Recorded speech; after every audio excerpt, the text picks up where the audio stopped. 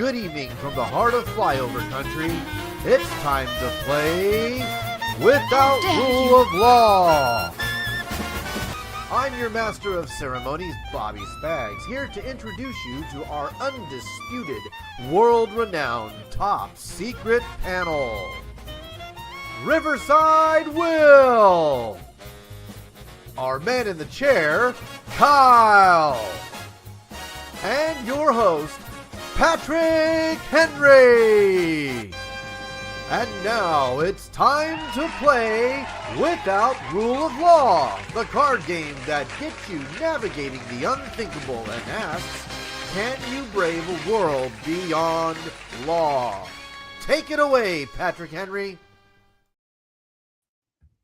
Hey, good evening. Welcome from the heart of flyover country. I am your host for this evening's shenanigans, Patrick Henry. And to my right is my main man. Right here is Mr. SSG Spags. Look at this fantastic t-shirt. This is our new tour t-shirt. It's from the Brian Jordan, infamous street artist Brian Jordan collection. You can get these if you go to our website. But also in studio over here, I have the one and only man in the chair, Mr. Kyle. Kyle's rocking our other operations t-shirt for the festival this year. Yes, so what you guys may not know is we have a special mystery guest for you this evening. We don't want to spoil it just yet. We're going to bring him in, but real quick, Bobby, do we want to tell them where we can get a shirt real quick? Yeah, go to MidwestPreparednessProject.com and go to a tab called Spags Trading Post. Although when you look at it, it's going to say our merch store or something like that. Direct link is already posted. Yeah, direct link is posted. Go there. You can get the new Into the Storm shirt that I'm wearing. You can get the event t-shirt for the 2025 Spring Festival shirt that Kyle is wearing.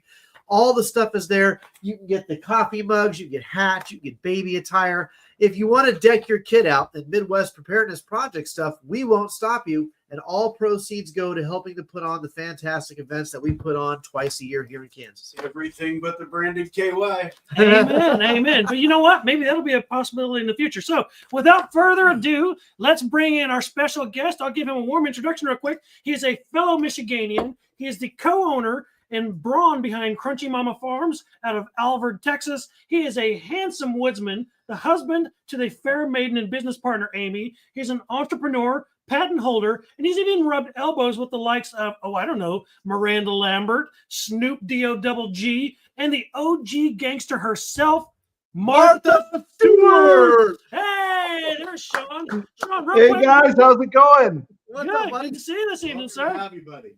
So, Sean, I hear you got a really cool story to tell us because today is kind of special for you. But I'd like you to tell us why today is special, and then tell us something cool about yourself beyond the other cool stuff we already mentioned. This is Amy and my 18th anniversary. So we got married 18 years ago. She's still putting up with me. And, back then we owned a software company, and now we help people shoot their pets in the face. So you know the right answer to all the questions. Right. You know what? Beyond that, the even better part, beyond turning their pet into like a moving target, you also help them turn it into bacon. Bacon, hamburgers, ribeyes, sausage. I mean, this place that I'm at right now has seen many a sausage party. So this is not Brokeback Mountain. They're in Texas. Hold on. How many pronouns were hurt in the production of this video? All of them. All the pronouns. We never ask the beef what their pronouns are. We just shoot them in the face. Mm-hmm. Yes. That is the ultimate answer, folks. So just so you know, every time somebody in the panel says shoot him in the face, you have to take a drink with us. Yes. Just saying. That's just normally how this goes. So, Sean, this is your 18th anniversary. Thank Amy for letting us hang out with you tonight. We appreciate that. Thank you for giving us some valuable time. What else? What else is cool about Alvord, Texas? Tell us a little something about how you came up with the name Crunchy Mama Farms. Basically, my wife and a bunch of her friends at the birth center, they had this group of these crunchy moms where they wanted real food. They were really health focused. And I needed to come up with a name for this property because we wanted our ag exemption. So there's this form sitting in front of me and I had to name it. So I named it Crunchy Mama Farms, and I never said it. I never told her what it was. until I got all the paperwork back. And she's like, hey, I need to get stuff for the farm. There's something about tax deductions or something. I slipped her the form. She goes, what the hell is this? You're joking, right? No. That's been the name of our farm for the last year. And I wasn't thinking much of it. We had about 11 beef and a few hogs and things like that. But mainly this was my hunting property. And then 2020 came along, and I had all these friends that said they couldn't get a processing date. So we looked at it and put our dream of having a winery on hold, and we started doing butchery. That's outstanding. Outstanding. Didn't you also name it that because if you happen to get rated by the USDA or the FDA, then it was really awkward? It's better to look like a bunny than a tiger, right? Right. I mean, you could have named it Ruby Ridge Farms or something weird. I mean, it's all good. The Koresh Davidian branch. Waco cutlets. Waco cutlets. Yeah. We char our meat till it's black. Oh wait, did we say that? The Extra, extra burnt ends. That's all. We're all getting canceled. Okay, so anyways, we're here this night to play WROL. If you guys go to the website, like Senor Spags here pointed out, you can get your own deck of WROL cards. All of those cards that you buy on there, the proceeds go to help fund these shenanigans that we go on. We get a little cut of that. It helps pay for our YouTube bills and our ex-wives. Not that we have any of those right now. But we're going to go ahead and get into tonight's shenanigans. I've got a plethora. Yes, I know what a plethora is, Hefe, of questions to go down. And most of these are going to pertain to you, Sean. I was hoping Amy could sit in with us because some of these are going to like they're going to be some tear jerkers. So that's okay. Oh, geez. We'll go ahead and get started. We'll start with some easy ones, and then we'll work our way into the what did he just say? So this one, we're going to start with you, Sean, since you're our special guest. Sure. This first question goes to you. Your immediate family is starving. You discover a hidden stash of food that could feed them for a week, but you know for a fact that it belongs to your neighbor. You also know that neighbor has young children. Do you take the food? I don't think I could. No.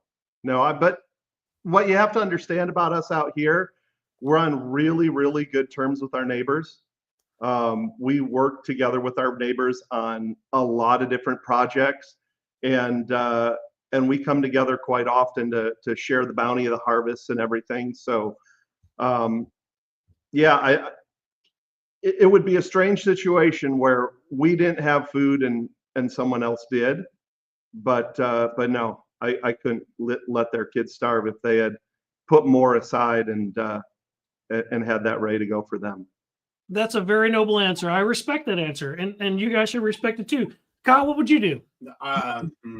They have kids. The kids are, So just to reframe the context. So the neighbor has a store of food. They have children, and we ran out. He has a cache. You stumble across his private cache, like in the road. There's like a bunker in the ground out in the middle of the hayfield, and you know where it's at. You're starving. You know he's got kids. Would you take it? Be on their land where their cache is. So in the first place, so I'm already in the wrong if I'm doing that. I don't think I would take it from him. I would find a way to. I would ask him. I would approach him. Yeah, I'm on good terms with my neighbors too. So yeah. I'm kind of echoing that. Sergeant Spags? I don't know that I'd take it. If the food in the cache was cream corn, I would light it on fire to save my neighbors the problem of a bad diet in the apocalypse. I mean, I've got some tannerite we could use to spread that cream corn and maybe grow some new things. This is why we pay Spags the big bucks around here, because again, not only is he a saint, but he's saving his neighbor's life. Good That's for you. right. Cream can Nobody should have to ever eat cream corn. It's the antichrist of starches. See, you're not Southern. No, I'm not Southern. It's a lot of what we ate. Yeah, no, thank you. Cream corn just doesn't sound appealing. It really doesn't. No, I don't think Amy would let it come in the house. Right. You would burn the crucifix. GMO through that. I don't know what it is about cream corn, but every time I see cream corn, it reminds me of like already ate corn. Someone has like strained and reprocessed. It's like It's like the little meme about the corn kernel that just goes, yay, again. Yeah. Let me do it I again. wonder who's making cream corn for the festival this year. For Nope. the potluck. If you bring cream corn to the festival, you will be pronounced excommunicado. Oh, Spags is going to be flipping tables. It's going to be bad. So actually, somebody please bring cream corn. Oh, Somebody please bring cream corn. Oh, no! Do not bring the cream corn. May 6th. May 6th. do the through jingle. Do the 11th. jingle. Yeah. How dare you? May 6th through the 11th. Come to the festival with some cream corn. Okay, Just for Bobby. that's fair. So all of you guys, you're all taking the noble path. I love that. So far, so good. This is good. Let me see. My mama made a delicious cream corn casserole. Don't judge. You know what? I don't judge you. That's why I said, honey. Did it have bacon? Yes, and you know what, Did it have Matt? bacon? I've never had cream corn that was fixed with something else. I had it served to me and Out like of a can. yeah, and it's like you're eating. It's almost like runny oatmeal. You're like, what is this? What am I But if it's supposed to a do with it? casserole, I mean, it just begs to have bacon thrown in there. Yes. And then maybe I have to steal that. See, I could eat that. I could probably eat that because then you wouldn't really know that the cream corn's in there. It's just one more thing, right? So it's like a filler. Cream corn looks like what you would get at the end of monkeypox. Oh, it's like what a giant boil oozes out. Yeah. Okay, all right, that's disgusting. But Pimple popper cream corn. you're not wrong though. You're not wrong. All right. So continuing down this line of questioning. These are all simple, right? We're getting into the meat and potatoes here in a little bit. The community food storage is running dangerously low, Sean. So you and those neighbors that you've networked with, you love those guys. They love you. Your kids hang out. They do all the things. You have a community food storage, and it's running dangerously low. Some of the families you found out recently are hoarding back rations. Mm. How do you navigate confronting them while ensuring everyone, including your family, has enough food to survive? Hey, howdy. Good evening, Daniel. I mean, I'm a pretty direct person. Amy's the more touchy-feely of the two, but if somebody's doing us wrong, I'm gonna have it out with them, and I'll do it as peacefully as I can. But if we came to an agreement that we were going to have a community cache, then you're breaking the deal, and we're going to have a problem. That's it. And it might be, well, you don't get any more of the cash, but you're going to go dig up some bull nettle or something like that. Yep. And enjoy that while we have all the good cream corn with bacon. That's right. That's right. Enjoy your dandelion stew. Or in the case of James is saying, the what is it? The corn with cream cheese and bacon. See, that's not the same. I can get behind I that. can get behind that. James, we should talk afterwards because that actually sounds really good. Yeah. Okay, so our man Sam Russell's in the house. Good evening, Sam. Good What's to see up, you, Sam? sir. All right, so we'll continue. So actually, Bobby, what are you going to do? Uh-oh. Well, I am a free market guy. And if you're going to have a communal cache that's been agreed to, then you have to have a hierarchy of rules that governs that cache. Yeah, I agree with Sean on this one. If there's an agreed to set of terms for what the cache has to be used for, and someone's violating that, I'm not above snapping a pinky. Mm-hmm. You have to set an example, especially if you're in a world where everyone's survival depends on that cache. I mean, so many things have to have gone wrong just to get to that point where that cash is what you're surviving on anyway. So if you are the person that takes money and food and resources out of the mouths of the people you've communally entered into agreements with, pinkies are getting snapped. Yeah, but, I mean, you've seen the movie The Road. You've seen the movie Homestead. You know how these games play out, and sometimes people get cross with each other over the dumbest reasons. And when feelings and family get involved, it gets really hard. It gets really hard. And when you're hoarding back food from a guy like me, I don't eat a lot, but at the same time, I'm not worried about me. I'm worried about my family. So I agree with you guys. Kyle, what about you? What are you going to do, man? Same thing. I mean, it's a management issue. And if you're entitled, if you feel like you're entitled to something, I don't care who you are, it's not going to work well in your favor. A rule for thee, but not for me. Somebody's getting a pinky snapped. That's right. All right. Good. All right, Sean, you still with us? You're a little pixelated. There he goes. He's back. Oh, did he freeze up? Did we lose Sean? Through the internet. Hello. Hey, Rich Melton's in the house. Good evening, Rich. Hey there. He's cutting out. Is he back? I think he's back. Sean's going. Hold on, folks. It's freezing up on me. I can hear you now. All right, All there right, we go. good. All right. So we'll go ahead and continue. So in the Dang same line of questioning, Sean, this actually pertains to what Sean does for a living. So I don't know if you guys know this or not. We didn't do a very good job of describing it at the beginning, but Sean owns a company that, like, besides shooting your pet in the face and turning it into bacon and hamburger and ribs and steaks and all Not those cats other and things. dogs, folks. We're not Korean. Hey, speaking for yourself. Anyways, he also, butchers meat for a living. That's what that giant orc cleaver behind him is. It's for hacking up your pet. I mean, your cow. All right. So there's a German Shepherd in the studio tonight. All right. To be dinner. He's going to jump back in. He's going to jump back. He's going to jump back in here in just a minute. But so, Bobby, you stumble upon a neighbor's unattended livestock. Like he's got ducks that he free ranges around his neighborhood, right? Yeah. Okay. Who's that guy? Yeah, who's that? Yeah. Who's the duck daddy? Your neighbor has ducks, that free range around the neighborhood, and your family's starving, right? They have likely the people, they don't eat these ducks because they're pets, right? So Sure. Your family's on the brink of starvation. Do you justify catching one of these ducks and butchering it and turning into like a Korean chef? Yes, I do, because the rule. Hey there. Joining He's with back the again. cell phone. The computer wasn't playing nice. All right, let's try it again. It's all good. I'll read the question again real quick, Sean. Yeah, restate the question. Okay, Sean. So this one's I asked Spags this question, but before he answers it, I'll read it back to you. So you stumble across your neighbor's unattended livestock. Like your neighbor's got ducks that just free range around the neighborhood. A duck is a delicious thing. Okay, so your neighbor's got some ducks that free range around the neighborhood. You know that he's likely bugged out and went to his final bug out location and just opened the pen and let the ducks kind of roam around. So your family's on the brink of starvation. Your kids are they're starting to look like the Sarah McLachlan commercial, and their bellies are starting to bloat out. Do you justify butchering the animals in the arms of? Anyways. No. How dare you? Do you justify butchering your neighbor's ducks, his pet ducks, for the survival of your family? And how do you reconcile that when they come back and they're like, "Where are my ducks?" This is actually a fairly easy question if you subscribe to the doctrine of Black's Law Journal and the doctrine of private property rights. Your private property is yours when it is contained upon the premise of your property. If your stuff gets out and we know you're not there and it's just wandering around and my family is starving, I'm going to kill that animal and eat it because I have to expend fewer calories to get your slow elk that's wandering around than I do the real elk who's accustomed to being in nature.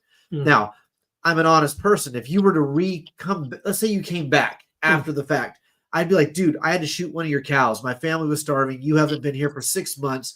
16 nuclear weapons have dropped. The zombies have risen. My family is starving. I owe you for a cow. But in the meantime, I ate your cow because it wasn't on your property anymore. Yeah, I would absolutely take the animal. Yeah. You know what? Peking duck with an orange does glaze the is Bible tasty. say? It would be you would have to repay with the animal. What is it, 2 or 5 times the number of animals? Right. You'd have to come up with something. You'd have to agree to something. And yeah, generally speaking, it would be more than what you took. Yeah. Cover 6 is in the house. Good evening, Cover 6. Hey, you guys don't know this, and it might not be there anymore. If you go to Cover 6's YouTube channel, there's like an ancient video of Billy Bond, like a puppy Billy Bond, Old school. An old school Billy Bond, where Rich is doing like a bug out bag class. It's fantastic. It's the greatest bug out bag class ever. You're gonna love his bug out bag class. He puts on the great. Everybody tells him his bug out bag classes are the greatest. It's tremendous. It's tremendous. You're gonna love it. Kyle, what about you? You're gonna eat the duck? You're gonna eat the cow? Yeah, I'm gonna eat them. I mean, if they opened the pen and walked away, their intention is to never come back. I'm not even. I mean, I would tell them and ask, but if they open the gate, like they didn't walk the ducks over to my house and say, "We're leaving. Here's some duck." They just opened the pen and took off. Yeah, I'm going to take the duck. I'm going to take the resource. Yeah, because at that point it's free range. I don't know that there's a need to owe them anything in that context.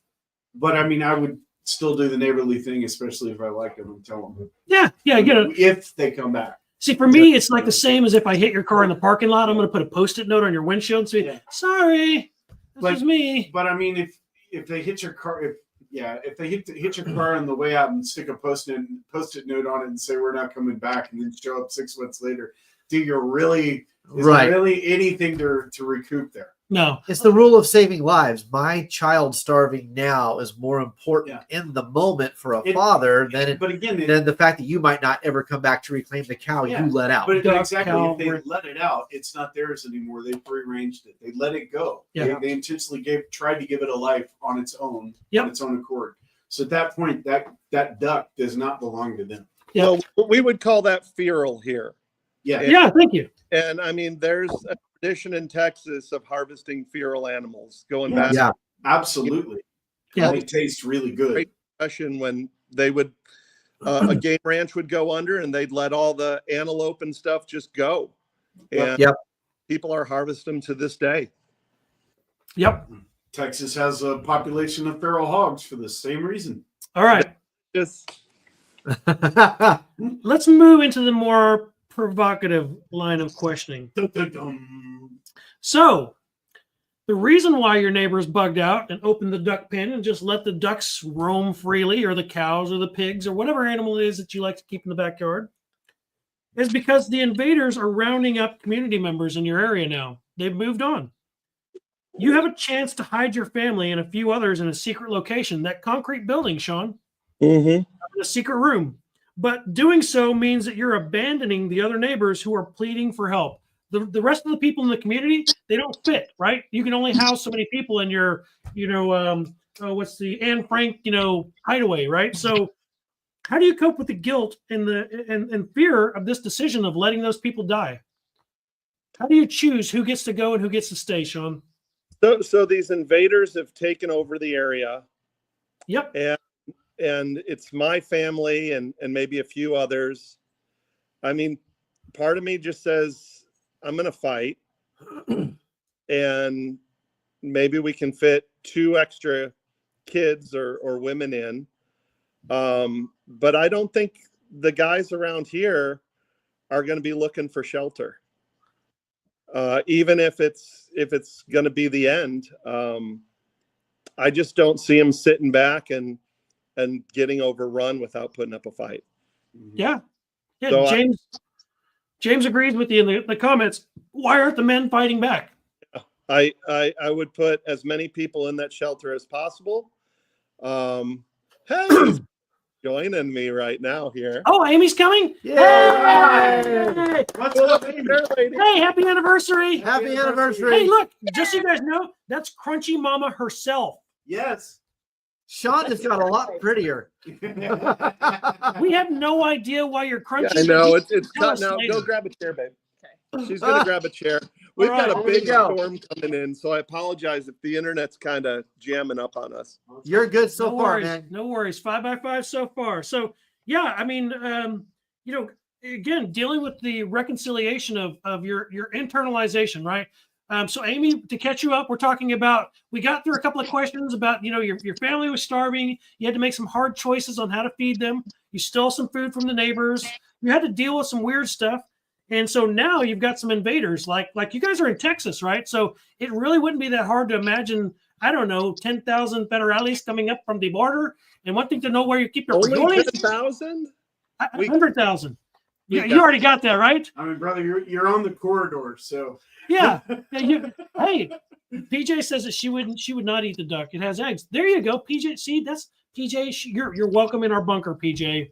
She's like, I'm going to keep the duck and I'm going to eat its eggs. He's got the tastiest eggs. Duck eggs are the best. They are.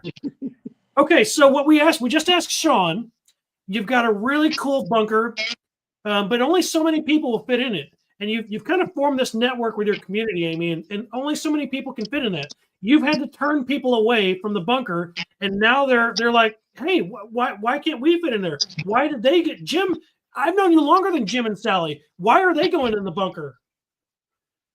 Who are you letting in your bunker, Amy? Yeah, only the people that are productive. Hey, that's right. If you're a bucket sitter, you're not coming. Right, exactly. You have to have a skill that we don't already have. There you go. Yes. Yeah. Yeah. Bobby, what are you going to do? This is why I have high capacity magazines. Just saying.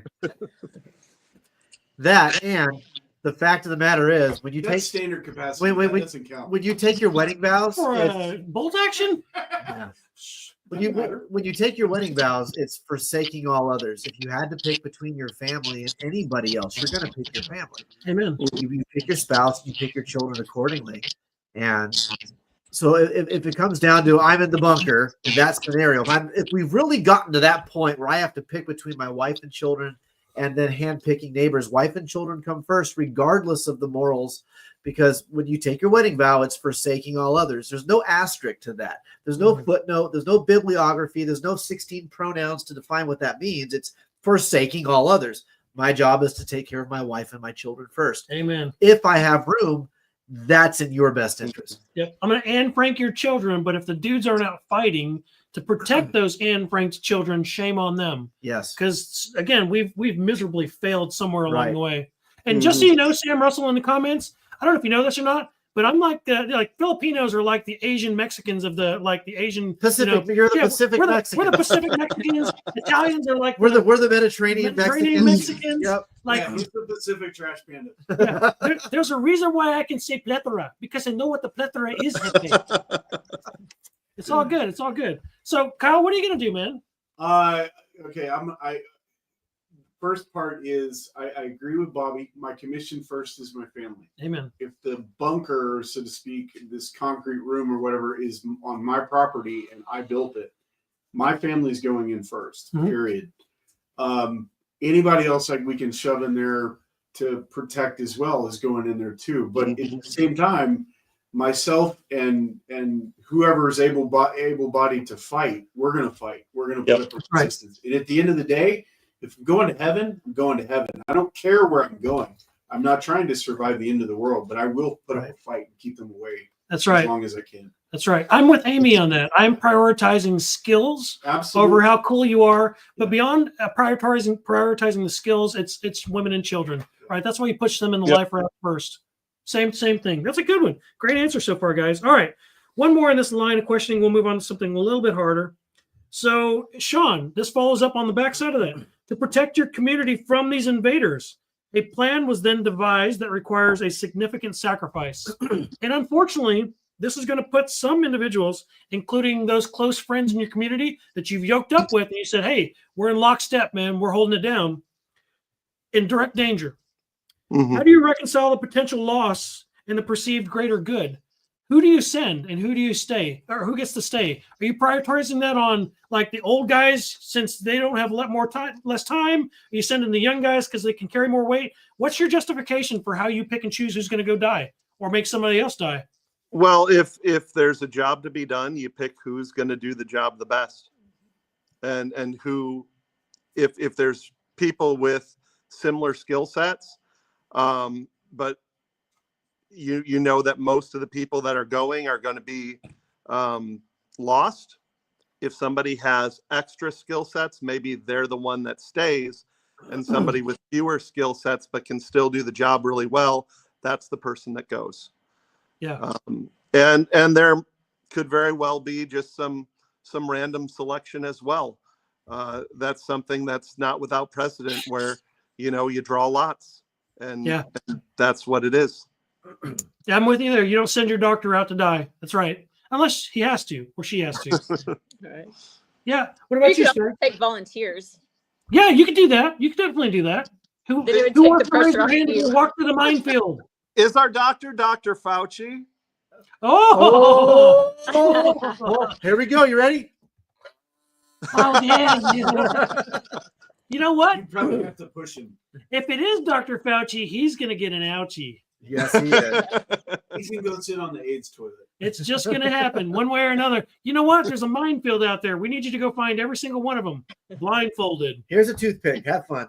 It's not a minefield. It's a field full of billions of dollars. It is. You just have to dig them up. It's like gold nuggets, but Yeah, we need you to tell us where they are. different. What about you, Kyle? What are you going to do? How are you going to prioritize who gets to go, who gets to stay? So restate the question for me if you can. Yeah. So after you've rationalized, you've got this Anne Frank room, people are hiding. Sure. Now you stumble across, to protect your community, you're going to fight back. Like everybody's decided, the dudes are like, man, that's it. We're going to man up. We're like James said in the comments, we're going to grab some scope rifles. We're going to cover some field. We're going to break these guys down. They will not break us. We will break them. Mm-hmm. So in that line of thinking, some of these people that you're going to send out there, you're just certain they're going to die. Someone's going to get hurt. You're putting people in harm's way. You as the leader have to prioritize who is going to go out there and fight and who gets to stay in the bunker. Oof. I don't personally want to dictate what somebody else does with their life as a starting point. As the commander, you have no choice. Line in the sand. If you're drawing a line in the sand, I would say, I mean, who gets to stay in the bunker versus who gets to stay and fight? Outcome, regardless of what it is, death or otherwise. I mean, I guess it would come down to some people. You can't. It doesn't matter what their situation or capabilities are in life.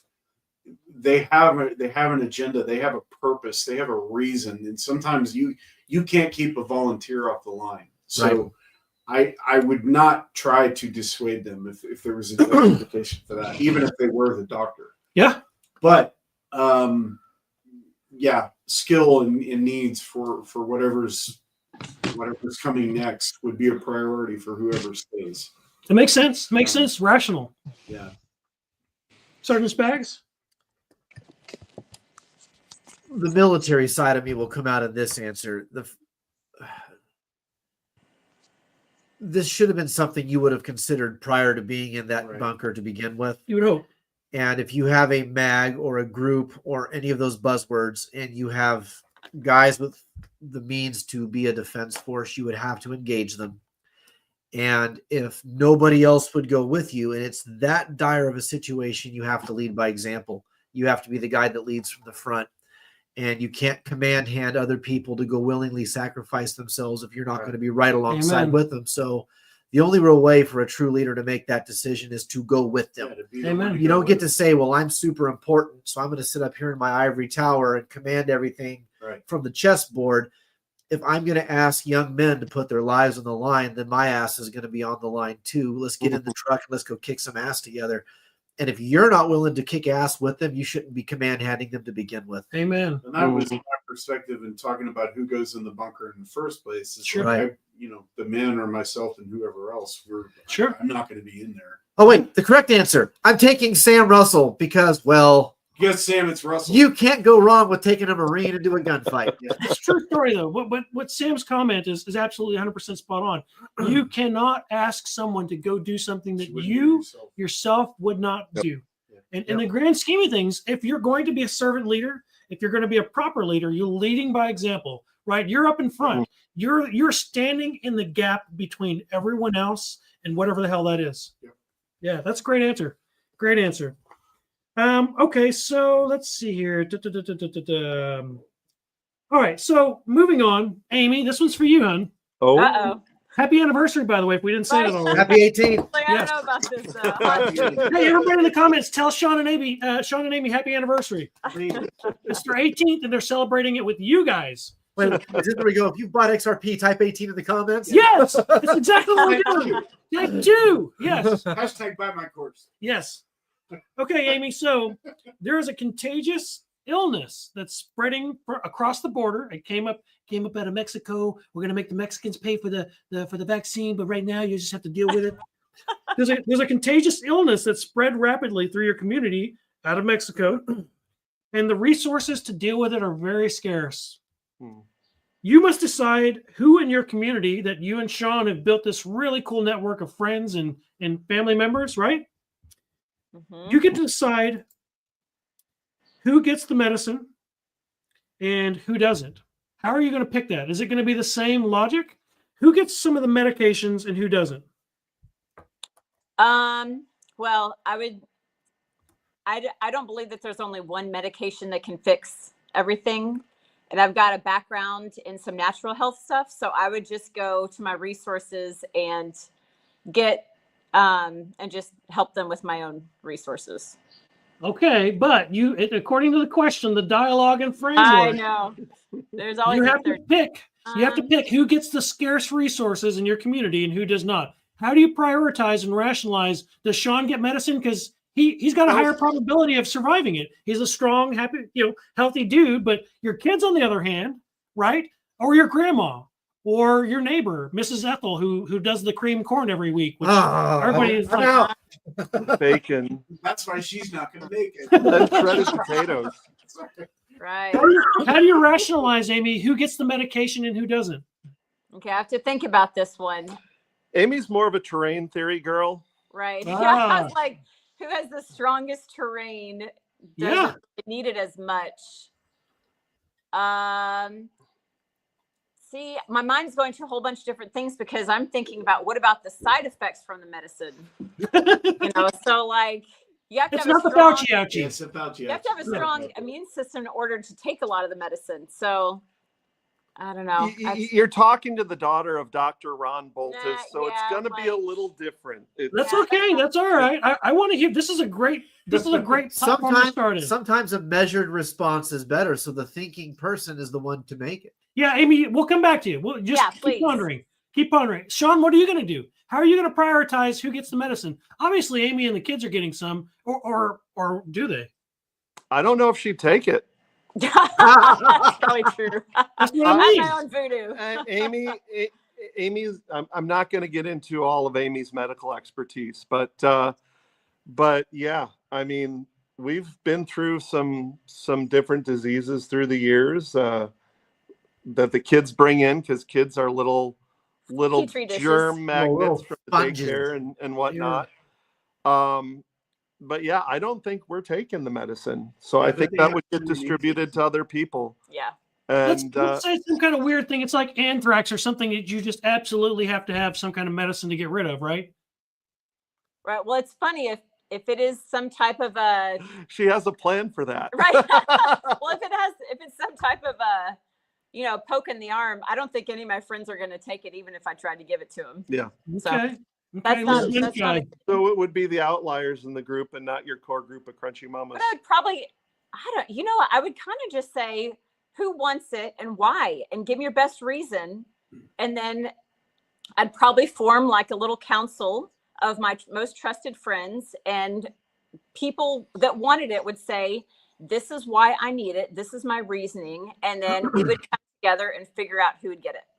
All right, I'm going to translate for that for all you guys in the comment section.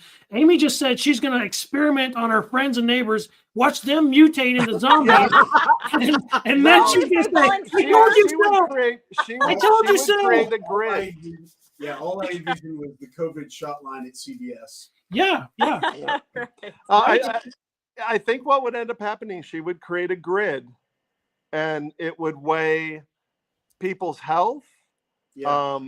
Their likelihood of succumbing to the disease without the medication versus with, what age they are, what skills they have, overall, how beneficial are they to the group? No, I would ask them, and I would say, if you really want it, tell me your reason why, and then we would just pick the most worthy, the people that we thought. Well, because it's Ebola.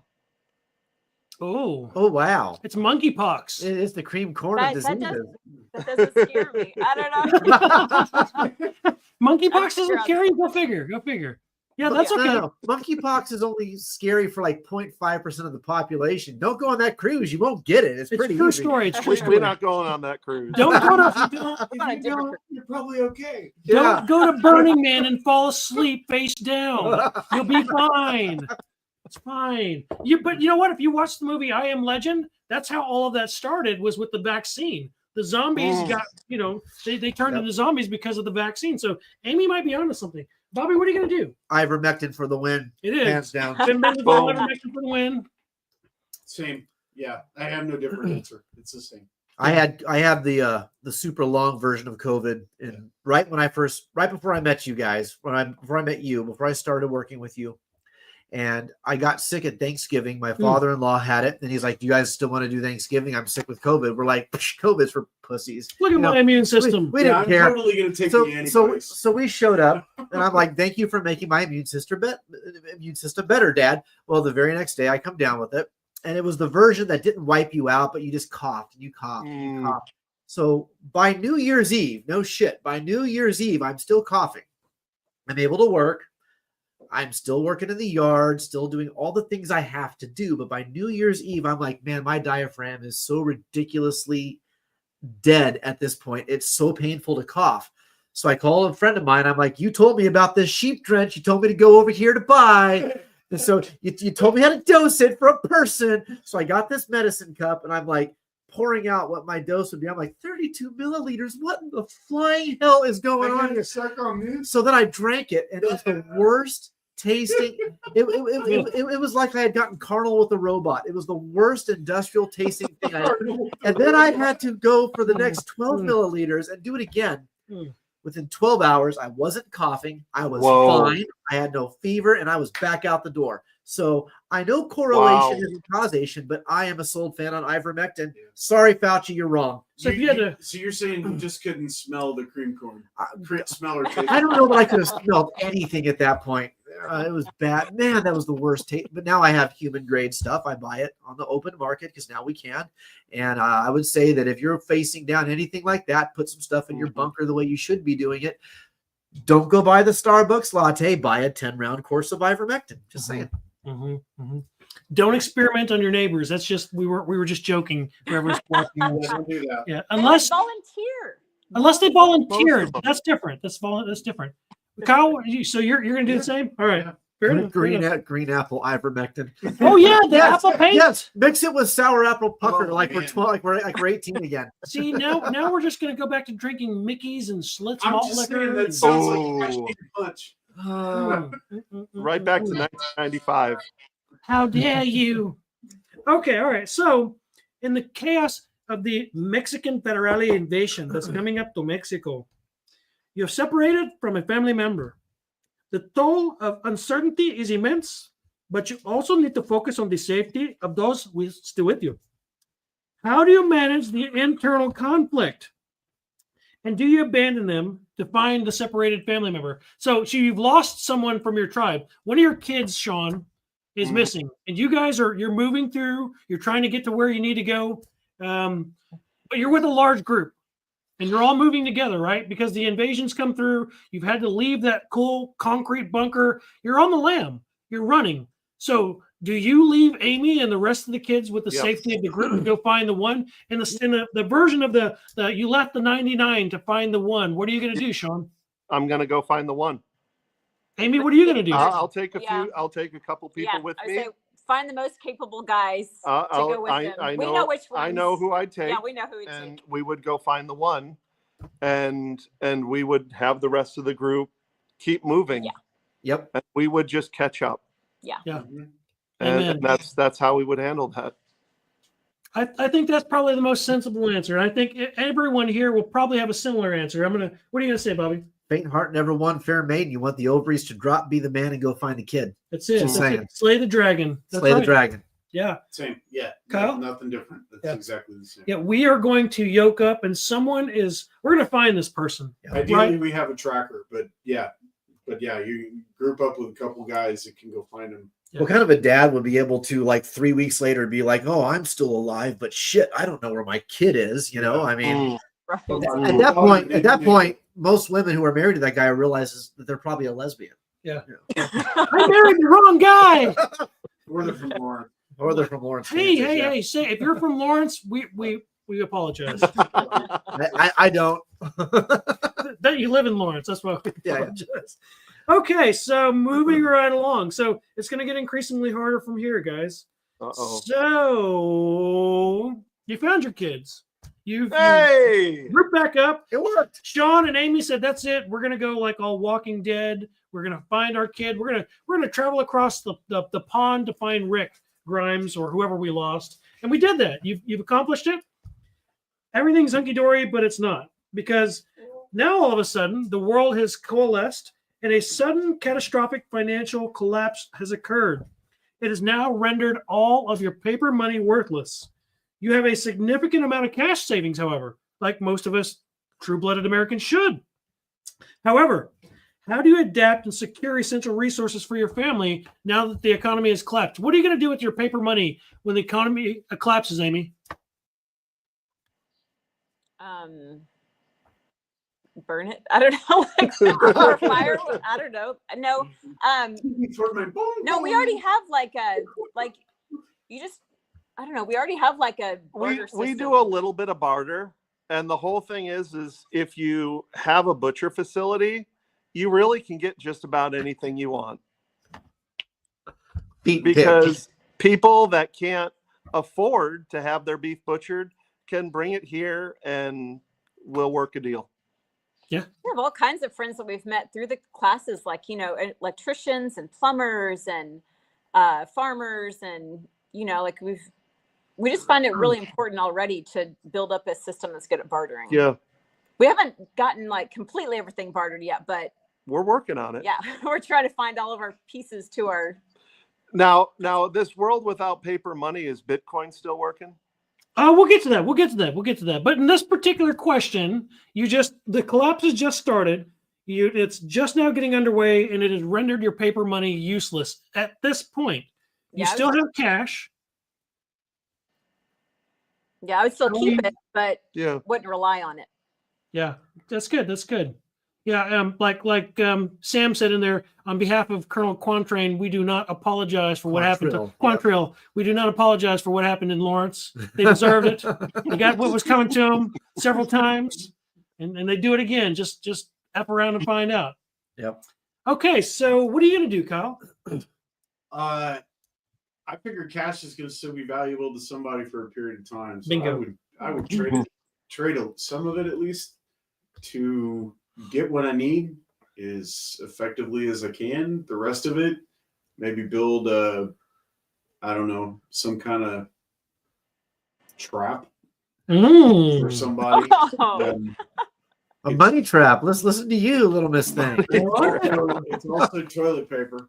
Yeah, I like it. For my bunghole. It is, but it's the fibers. They pull. It's not very pleasant. It doesn't feel good. It's better than that construction paper they use in industrial sites. The John Wayne toilet paper. Yes. It's rough. Don't take no shit off nobody. Yeah. Yes. What about you, Sergeant Spags? Feet picks all the way. Hey, that's what Cover 6 Gear said. They're going to start like a fishing business. Look, that's what that means, right? If the world gets that bad, people are going to be lonely, and I can take pictures of my feet, get gold bullion for that. Think about it. No, that's going to be stuck in my head the rest of the night. You don't have to be lonely. At preppersonly.com, baby. Feet picks. No tattoos, no toe rings, no identifying marks, and guess what?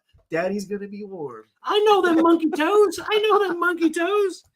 Okay, so in the aftermath of this financial collapse, right? Here we go, Sean. A new digital currency is proposed as the only viable medium of exchange. It's controlled by a central authority, however. What are your primary concerns, and how do you decide whether to adopt it fully or go back to a bartering system like you said with your neighbors? Oh, I'd go barter. I mean, you're going to need something to pay your taxes, but that's only assuming everyone's still paying their taxes. Other than that, I'm not playing that game. I mean, if Bitcoin still existed, I would work with Bitcoin. Precious metals, we do precious metals, we do barter. There's lots of mediums for exchange. It just comes to working the right deal. And as far as the grocery store, I mean, I like a good oven pizza, but honestly, as long as I've got coffee and salt, we're going to be okay. Yeah. Amen. That's a fantastic answer because coffee and salt move the world. Yeah. It really does. Kyle, what are you going to do? I'm aligned with Sean on this, but I also think that if there's the ability to build a centralized currency system, that's what it says. Yeah. The ability to build a decentralized currency system. So I would, inside the community that we operate in, we would likely have a different method. There might be the merchant who pays the taxes or who things funnel through. Mm-hmm. and the rest of it gets distributed however it gets distributed, through barter, through precious metals, through decentralized crypto that is not tied to whatever one they're watching. That would kind of be one of my approaches, I think. If you still have access to any of the other types of digital currencies, yes. But in this particular example, there's just one new digital CDBC, BRICS, whatever you want to call it. They can suck it. That's the centralized government's, here's your chip card that you get to swipe, and you can trade it for commodities at the local FEMA station. No, this is commerce and trade at the mark of the beast type stuff. I'm not interested in playing that game. I don't blame you. I won't do it. I'll find, there's other ways. Currency is nothing more than an anagram, a medium for value. So yeah. Sergeant Spags, you gonna play with the new currency? I am the perpetual gray marketeer, and I believe that black markets are free markets. And if a mandated central digital banking system were to come down, at some point there would be counterfeit systems to it, and I would absolutely dabble in that. I would not limit myself to one or the other. I would never take the mark, but I would absolutely use their mark against them. And if I could get a counterfeit card that had their stupid money on it, and I could use that to engage in systems of commodities that I could not otherwise get just through simple bartering or XRP or Bitcoin or silver, I would absolutely engage in it, because as the market guy that I tend to be, I will engage in all methods of trade. Mm-hmm. You just have to be super careful when it comes to the trading. I mean, look, we all want to bark about CBDC, but the fact is every one of us has a greenback on our wallet right now with an Illuminati star and Illuminati eye on it and all that stuff. Yep. Every one of us already engages in the mark of the beast. Every one of us already uses fiat currency. And as long as we do that, we can't pretend we would not engage in another fiat currency. If even digital or not, it doesn't matter. A centralized system is a centralized system. We all use it now, and we all like to pretend that we wouldn't in the future. But the fact is, if your family's starving, you will do what it takes to feed them. Yeah. And as a black marketeer, I absolutely am willing to say I would get a counterfeit version of the system. I'd hold out as long as I could, because I still don't want to sell my soul, but I would absolutely be willing to become a tunnel worm into their system to aid my community. Amen. I think the difference between the greenback and the digital currency, at least in my mind, is the greenback can be anonymous. It can be, but we're all buying on Amazon, which is not anonymous, and that's still based on the greenback. Digital. So I like the hybridized idea of what you guys are talking about and what Rich at Cover 6 Gears is talking about. Because right now, seriously, there are people right now. Sounds like EBT to me. Seriously, but that's what people are doing. So they're trading cash for that EBT card. Yep. And so Martha Johnson got the EBT card. She sold it for 50 cents on the dollar to Jimmy down the street, right? Because now she can go get steaks or whatever. Or sold it to Shaniqua. That's right, or whoever, right? And it just trades hands, and it never actually went to where it was intended. Yep. So PJ says, why would you want people knowing all you have? Barter what you can. Even being required to use the internet for their system allows you to be tracked. She's not wrong. What is the risk at that moment? Are they going after certain risks as part of their plan? You might be outing yourself by actually taking that coin because it might be trackable. That's a great point, PJ. If you're the guy who's already out there, which in many cases, we all know the people within our communities who are the people already out there, I would almost argue that if you suddenly went dark, that would be more of a tip to the authorities than if you just continued slinging cash the way you normally do. Yeah. You have to be a chameleon in that aspect.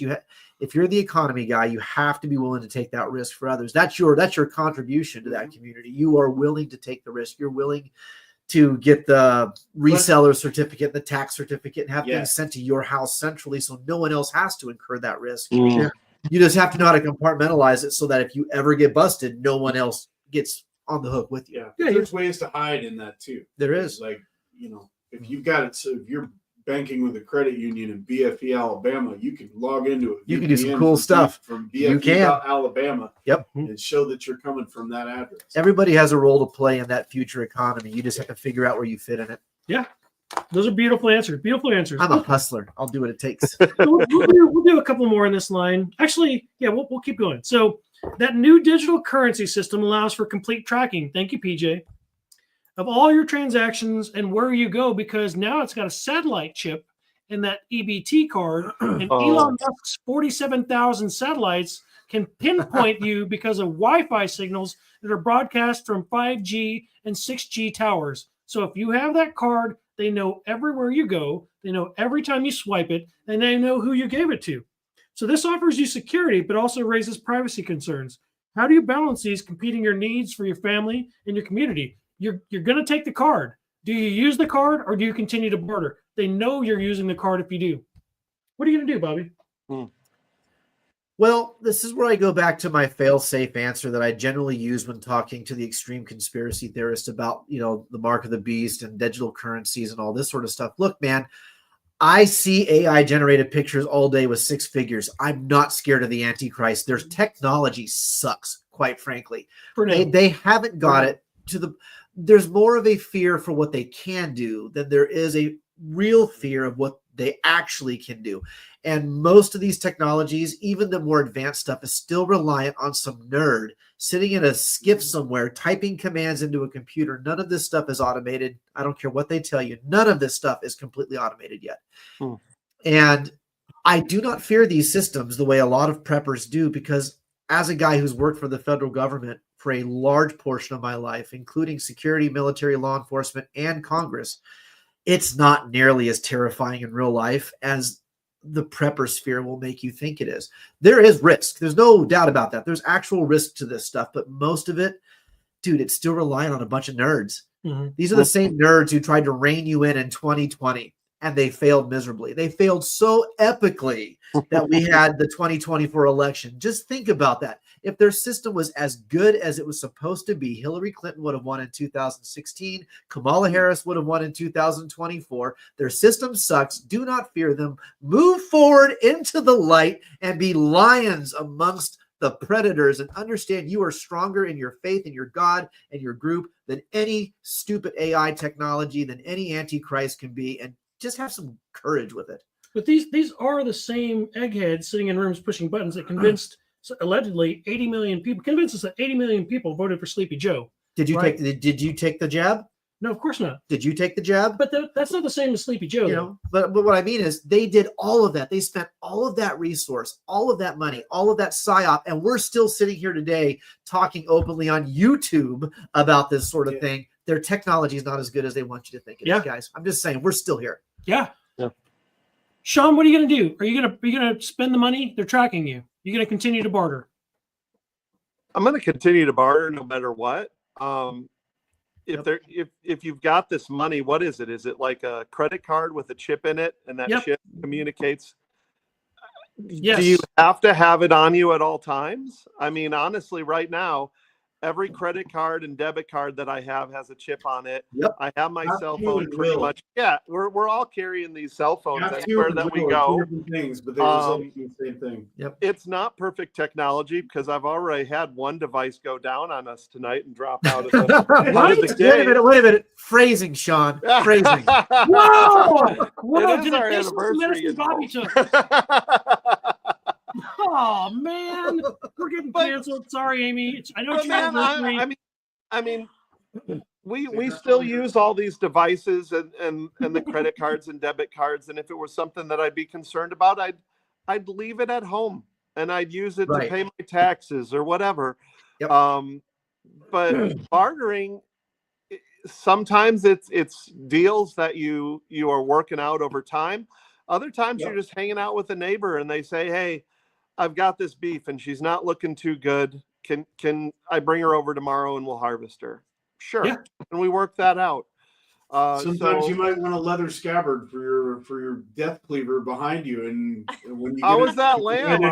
He still comes home with millions of pounds of food. All right, we're going to pivot real quick, and we're going to go to a hard question, and this one's for you, Amy. Okay, so there is a credible news report that has just emerged. Thank you, Sergeant Spags.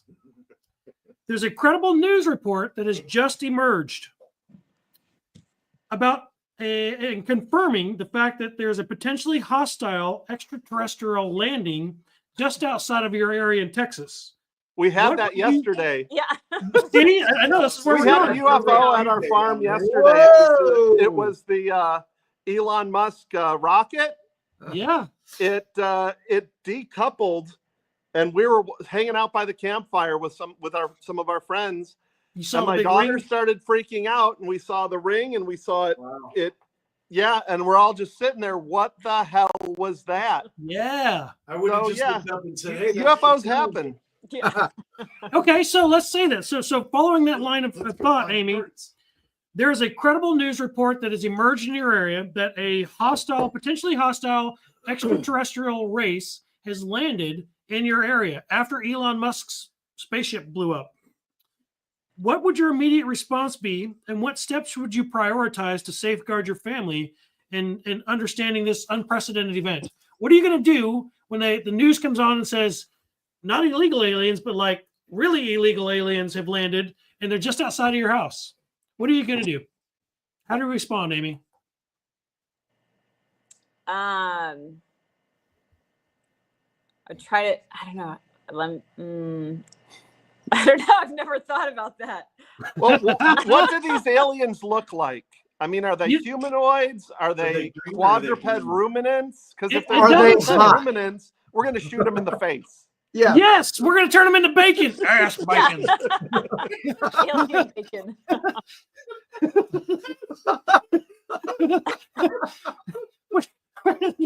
Wow.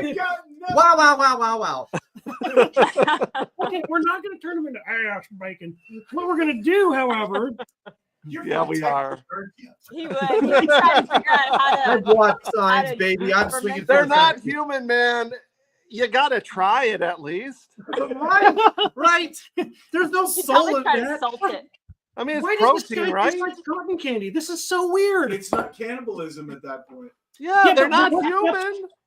What steps are you doing, Amy? To like seriously, this just happened. Sean's at work. You're with the kids at 4-H because they weren't naughty tonight.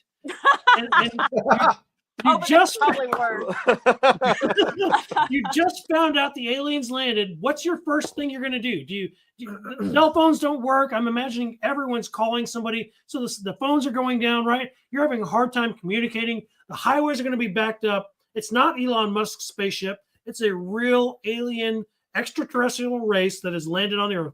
What are you going to do? What's your first thing you're going to do, Amy? I would pray. Yeah. That's a good answer. That's a fantastic Honestly, answer. Yeah. And then yeah. we'd go to thermals. Yeah, there you go. Yes. My man. Hey, Yes. hey, Scott Harrison's in the comments tonight. What? Scott Harrison hooked me up. So Scott owns Harrison Shooter Supply, one of the best gun shops in all of Kansas, a long time, and a founding sponsor of the Midwest Preparedness Project. He has given us an amazing toy that you will find out soon that will be used in our giveaway this spring festival. yes. And Shameless plug. if you want one of those really cool thermals like Sean was just talking about, Mhm. Scott has those and he can hook you up too. And he can Cerakote it like cotton candy Oh. pink or yellow or whatever, right? I really want to answer this one. Okay, Yeah. all right. So what are you gonna do, Kyle? I'm going to fill a bunch of glasses of water half full. Yes! Yes. I'm gonna Okay. stock up on asthma inhalers too. Well, that too. Yes. All right, so he went the science route. I'm going to go the War of the Worlds route. Look, we know it's going to be virus. I'm not going to say how I'm going to get there, but I'm going to do some really hellacious pink eye because if I've got the chemical weapons going, I can flick the crusties. Problem solved. I will save the human race with a little bit of pink eye. Just Oh saying. no, Bobby's gonna sneak under their spaceship and fart on all their pillows. Yeah. That's it, they're all gonna die. You know what, aliens? Yeah, that's what won the War of the Worlds, right? We gave them a virus and they died. Right, like, yeah, I'm just saying, man. Look, it's the smallest things that take down the biggest. Get some pink Mhm. eye. Just saying. In worst case, you get sucked up like Miss Rafferty from the SNL skit. Sean, what about you, man? Amy's taking the kids to 4-H. You're at home hacking up some animal you shot in the face. What are you gonna do? What's your first thing? Your first line of action when you hear the aliens landed? Well, I'm going to look. Are they here? Where are They they? just landed outside of Texas, Dallas, Texas. Oh, well, we'll let them deal with Dallas first. Oh, yeah, they won't get past Dallas. Yeah, let them deal with Dallas. Yeah. They, All right, they can fair. deal with Dallas. By then, we'll figure out. That's what 80 miles away. Yeah. So Yeah, they that can. might be a good thing. Yeah, They can what's have all it this out. What's all this alien on alien violence? Yeah, we left Dallas, man. That's I not can our have jam. Dallas. But I didn't say yeah, I Austin. mean, I said Dallas. I think it's gonna end up with basically a convoy of pickup trucks and AR-15s and thermal scopes. Yes! Oh, and yeah. it's We're gonna be going hard awesome. hunting, boys. Did we just become best friends? Yeah. Are we going to do karate in the garage later, Sean? We need helicopters. I can just see this now. And then if Spotlights they and shotguns. taste good, I got the tools, baby. I got the talent. Man. Let's do this. I love it. And then next year's festival, Sean's going to lead a master class on how to dissect a quadruped alien. It's going to be great. Mm. Right. If it flies and moves, it barbecues. Just saying. Ooh, and it tastes like bacon. Biltong. Biltong is my new thing. I'm loving the biltong. It's the best way to get alien. All right, I want to try some alien biltong. All right, so that's a good one. That's a good one. So we'll go back to some. What is that? What do you say that? Matt, like I have a source that says extraterrestrials are non-violent and no war. Oh God! Well, they're not Democrats. They're more pro-war than anybody else these days. I'm just saying. I bet they probably still taste like bacon. Okay, so going back to the mainstream question. So a new technology or a new system in technology is introduced where accessing digital currency that you've chosen to use or not use and participating in the local economy is required to have a forehead or arm implant. Yep, here we go. Lines in the sand. So if Crunchy you Mama do says not no. take the forehead or arm implant, they round you up. Okay. This is touted, though, as a secure and efficient solution. What are your immediate reservations about this technology? And what level or incentive or coercion would it take for you to actually adopt that technology? What are you going to do, Sean? Nothing. No. No, we know where we're going. We like. Yeah, no. Yeah. You're not taking There's a forehead nothing you can implant? offer me. There's nothing you can offer me. There's So nothing. at the threat of violence or physical death, you're gonna fight to the very end. It's Yeah. You have On to that draw a one, line yeah. somewhere, and that would be. That's it, man. Yeah. It's if I don't own my body, I don't own anything. Line in the sand, like Spag said. That's right. Yes. That's right. Yeah, Kyle, what are you gonna do? Yeah, I'm not taking it either. You don't want the little rice grain implant that lets you like open doors like you're on Star Trek? No. Yeah, me neither. I don't need convenience for opening doors. And if my body begins to fail me, so be it. I don't need anything that's going to fix my bodily functions either. Yeah. So I'm not going to take anything under the guise of medical justification or for commerce. You know, Sam in the comments nailed it in the right there. Is the mark on your hand or in your forehead called a real ID, and it puts a little yellow star in the corner of your driver's license? Oh no! Thanks, George Bush. Oh no! But it's the Patriot Act. We're saving Americans. Yeah. What are you gonna do? So you're not taking it either? Oh hell no, man! Look, when I was in Iraq, I was the sergeant of the guard for the first death row compound that the Army has had since World War II.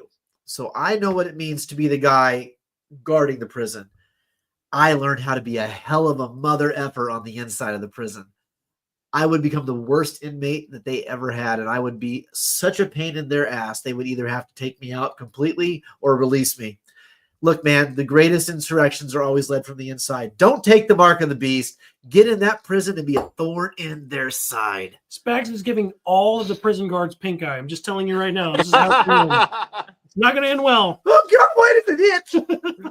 It's going to be bad. It's I'm like, going to sprinkle it on your cream corn. You're going to think it's a topping. it's going to be like Silence of the Lambs, but with poo. It's Nutella. It's Nutella.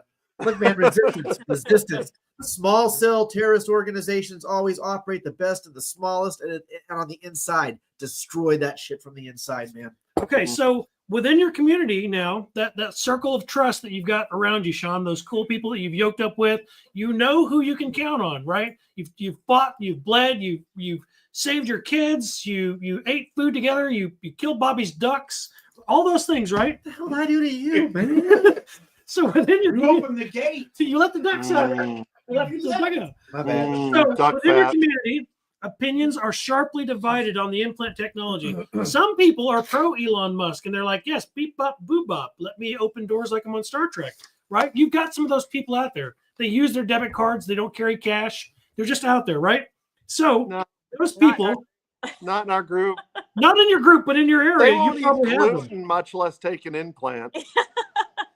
How do you navigate conflict with these type of people when you're in public or when you're purchasing something? You're in line at the grocery store, and your old boomer self is still paying with cash while everyone else is swiping their wrist. How do you deal with that conflict? And do you even care? No, I don't care. Not one bit. And as far as the people that we hang out with around here, yeah. They're like-minded. They're very like-minded. They're like all of us here. Yeah. Yep. Bobby? How are you going to deal with the Karens and the Chad, the Giga Chad? I'm personally a fan of Texas theology here, and I'm going to go with secessionist movements. You all want to have that stuff over there, and I'm going to have me and mine over here, and never the two shall meet. If you cross the line, then we'll shoot them in the face. Hey. Why do I have high capacity magazines? Because there's normally more of them than there are of me. And I'm just saying, I'm sure some lawyer's going to pick this apart later, but I'm just saying. I think Sam Russell is going to treat them like they lived in Lawrence in the 1800s. Yes.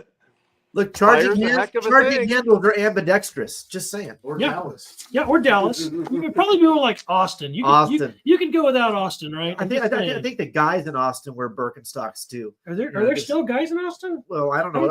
I don't assume their pronouns. I don't know. Yeah, do they use that pronoun in Austin anymore? I don't even know. They It's wear weird. cowboy boots, so they think they're cowboy boots. But are they rhinestone cowboy boots or are they real cowboy boots? Okay, so back to the Mexican federales that have coming up through the border. Okay, They're fruit boots. so you've got an invasion from Mexico that has just began, right? We got through the digital currency, we fought our way through all that nonsense, but Mexico's like, these tariffs that El Chito has put on all of our cars, we cannot take it anymore.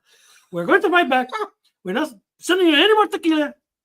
This is fine. We're drawing the line in the sand right here. Resurrecting Santa Ana. We're going to take the Alamo. We're going to take it all back. So the invasion out of Mexico is now underway. There are reports of widespread displacement and chaos along the border. Your family, I don't know how far you guys are from Mexico. How far are you? 80 miles? 100 miles? We're like, what, 8 hours? Yeah. Oh wow. Yeah, but Yeah, Texas depends is on the big. corridor. We're as close to Mexico as we are to you guys. Okay, all right. The pipeline kind of runs right next to him, though. So By the way, it's not racist. He's Asian. He's allowed to do these things. Look at this. I can talk about Mexicans all day. Oh, well, a lot of our friends are Mexicans. I mean, it's hilarious when we see all the stuff and talk of Mexico and everything, and so many of them are really conservative. Yes, they are. They're super family oriented. It's very Absolutely. family oriented. Very They're religious. Christians, and we have a lot of Mexican friends. So it depends. I mean, are they invading here? Yes, so they're And invading out are of they Mexico. fighting off the Democrats? Well, they're not fighting the alien invasion that landed outside of Dallas. They're fighting like Well, we already cured and smoked them. right. Exactly. We turn them into ass bacon. Ass bacon. Okay. You're 8 hours from the border. Yeah. But you're 5 minutes from the pipeline. Yes. from So, the trafficking pipeline. what immediate steps do you take as the Yeah. Mexicans are invading into Texas? They've already taken, the bottom half of Texas. So, Mhm. what steps do you take, Sean, to protect your wife and your children as this invasion is encroaching closer and closer to your home? We're going to harvest a goat, and we're going to have a hell of a party, and we'll be friends. I mean, this was once Mexico. Now, if they're coming and they're shooting, it's going to be handled taking it by differently. force. Yeah, they're Huh? taking it by force. They're taking everything by force. Oh, well, armada of pickup trucks. Okay. Yeah, Sean's it's gonna fight Texas. back. He is joining the what is it? The Pride of Texas. You're going down like what is it? Sam Houston and the rest of those guys at the Alamo. Well, there's a lot of us. I I don't mean, plan to lose. yeah. Yeah, Those guys it's- probably didn't plan to lose either. Well, they didn't have mass production back then. But they walled we have the themselves benefit of in, and high I'm capacity talking magazines like- today. True story. hundreds of thousands of pickup trucks. Yeah. Yeah. Yeah, quads, drones, all the Yeah, things. Like, it's. stuff I from mean, Ukraine. Oh, so you're going coyote hunting like they do up in North Dakota. Oh yeah, there you go. Yes. yeah. Throw a greyhound out of the truck, see what happens. Yeah. So Kyle and Bobby, for you on the alternate respect, these guys are Canadians, eh? They're coming down here, and they're not the Justin Trudeau types of Canadians. They're the other type of Canadians, more like Brad Pitt. Wait, he's not Canadian, but anyways, you get the point. So what are you going to do? The invasion's coming out of Canada, and it's moving down closer to Kansas. Okay. How are you going to respond? What's your first course of action? I'm going to take water balloons, traditional water balloons, and I'm going to fill them with American maple syrup and just lob them at them. And when they break, these people will melt at the amazingness of corn syrup that we've invaded to destroy their liver. Just saying.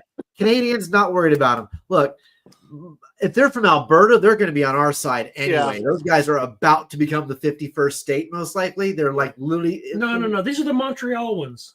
They don't know Oh, how to swim. They're not coming through the Great Lakes. It's they never cold. made it here. They're all at the strip club. Yeah. Okay. And not On stage. they're not regular strip clubs. They're at Okay. the strip clubs with his goat. They're weird, man. I'm just saying. Yeah, probably. So no, if they're coming from the north, a stiff breeze will knock them over. If they're coming from the south, all we have to do is fight them between 1 p.m. and 4 p.m. during siesta time because they all sleep. No, just This is easy. This is easy. all you got to do is make it happen during the winter. Yeah. Okay, Kyle. So in the grand scheme of things, instead of Canada, they are coming out of Mexico, and it is a veritable plethora of Mexicans coming to take your food. What's your first course of I action? don't care who they are or what direction they're coming from. I know all my neighbors. I'm already yoked up with everybody immediately around me. If anything, it would be blow up the roads at the culverts and make sure that there's barricades. Drop trees, drop telephone Red poles. Dawn, baby. That's right. I'm going to make as much of a barrier to entry as I possibly can, and then I'm going to have snipers or something at funnels, at choke points, and that sort of thing. I'm going to be ready as a community to stay where I am. Yep. Yeah. Is effectively what it means. See, this is why we all hang out, because we're going to make them bleed. Good answer. I'm Good going to answer. Scott Harris. I'm going to Harrison Shooter Supply, and I'm going to link up with Scott. Legal machine. Belt Wait, and what weapons. did I say? I didn't say any of that. He's too far Scott and I away. are going to enjoy some scotch, and we're going to discuss this like civilized gentlemen. That's right. That's right. At 1,000 yards. And With 1,000 50 yards. with a 50 cal playing golf. Yes, at 1,000 yards or better. All right. Okay. Good. So as the invasion progresses, Amy, Can you As put a this- hole in that? this invasion He's a pretty progresses, good shot. there are increasing reports of violence and lawlessness now from your neighbors who have left, and their homes have now been squatted, right? So your neighbor said, I can't take this anymore, guys. I'm sorry, Sean and Amy. It's getting too dangerous. We're getting out of here. And their homes are now being squatted in, right? So how do you safeguard your children from potential harm from those squatters?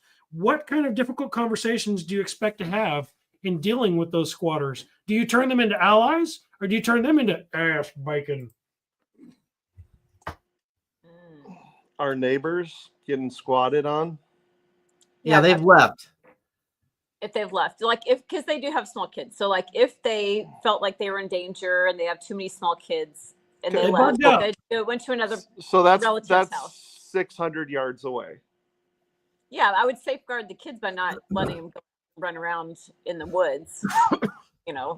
Well, yeah, but they don't really do that anyway without us there. Yeah. But these are dangerous people, and they've already squatted on your neighbor's property. They don't care about you. They're not your friends. How do you deal with them? Do you try to make them into allies, or do you turn them into little squishy dots from 1,000 yards with the thermal scope? I think we would just wait until sooner or later they left, and we would have somebody squat on the squatter. There you go. We'd Ooh, move somebody in and take the house. there you They're go. not That's going to be there all the time, or sooner or later they're going Right, to have they're a going to- party and get drunk, or they're going to be out of the house. And the thing is, here it's all open fields. You can see what people are doing, Yep. and Yeah. when it's time to take it, you take it, and they can take us to court. That's fine. Oh God. If they're even Oh. remotely as armed as we are, Jeez. I mean, I'm just going to say a controlled burn does a lot. Sean, I didn't realize you did stand-up comedy. We're taking a court in the apocalypse. Grass fires do more than just purify landscape. This is structures and people. It's true. It's true. And then you shoot the rats as they come scurrying out, right? I get it. Oh, Kyle, what are you going to do there? I just said. Okay, got it. So PJ says, you just said they were dangerous people. Are they dangerous to you or dangerous like you? Oh, that's a great question, PJ. Fantastic. So that is a good dynamic. Although the question doesn't phrase that way, that is pretty challenging because you really don't know. You really don't know what their capabilities are. All you know is that your neighbors left and that these potentially violent, angry-looking people are squatting in your buddy's house. Well, you should get to know who they are first if you're able to. Yeah. Who is this person? yeah. And then sort it out from there. Because again, if they're dangerous like us, maybe there's more in common than not. And if the neighbors have already said we're out and they're giving up their claim to the land, I'd rather have somebody there cultivating that land, taking care of their chickens and cows and all that, than having it being empty. Yeah, that's good. That's good. There's going to be a need for observation and some target identification. Yep. To see who they are and pattern behaviors and all that stuff first. But I think that if our neighbors were moving out to get away from it, we would have already moved. We would have people already from our filled it. compound. Right. You would have been going with them. You would hope so anyway, right? You would think. But again, the question doesn't phrase it that way. It just kind of gives you broad parameters and you're just kind of left in the gray of what does that mean to you. So that's good. We're going to jump to another harder question then. So let's go with this one. I like this one. So imagine this. There is irrefutable proof, Amy, that a Happy anniversary. Yeah. that a very globally verified evidence has emerged proving that a direct operational link between Elon Musk and a figure or entity widely interpreted as the Antichrist has emerged. This evidence suggests that he is actively working to fulfill transhumanism prophecies and end the world. Given this undeniable proof, how would you personally react? What immediate steps would you take to protect yourself, your family, and your friends, given the circumstances of this unprecedented event? What are you going to do if you see a news story that has undeniable proof that Elon Musk is working with the Antichrist? Is the news story on CNN? No, it's actually on Alex Jones and Sean Ryan. Oh. Wow. Tucker Carlson in the house. That's right. Those boys are reporting that they know for a fact that Elon Musk is working with the Antichrist to bring in and usher the end of the world and transhumanism through a little brain implant that, lets you open doors like you're on Star Trek. Wow. Hold on. I have a point of order. Does this character actually have a name tag that just says Antichrist? I mean, is he like self-identifying? I have no idea. It doesn't say. Wow. It doesn't say. Just says that they know that he is there and Elon Musk is working with him. Okay. All right. He's got a name tag. Yeah. That's pretty You're ballsy. trusting the news, whoever the news is. Yep. I'm not trusting the news. Kind of see I don't know. It feels like Thank so you, far Sam. away. Like it feels so, like it doesn't feel like it affects my inner circle. I don't know. I have a hard time believing just about anything that they say on the news anymore, and I can't verify directly. So would that mean that we would not use anything that Elon Musk is attached to? We would have to cut the cord to the Starlink. I know, right? And all of those dreams of having that electric car are just going to go down the drain, and you're going to get a diesel dually. I'm sorry. The Cybertruck is ugly as. I want to see one of those hauling a cattle trailer. That's what I want to see. What is the torque? Even if you paint it orange and put a 01 on it and call it the General Electric, it's still ain't gonna work. Sean, what about you? What immediate steps are you doing to protect Amy and the kids if you find out that Elon Musk, according to these reports, is working with the Antichrist to usher in the end of the world? Well, first off, I'm not going to believe anything I see on the media if it's that far out. I Yeah. mean, so much. I would need, if I was going to take actual action, I would need to see proof with my own eyes.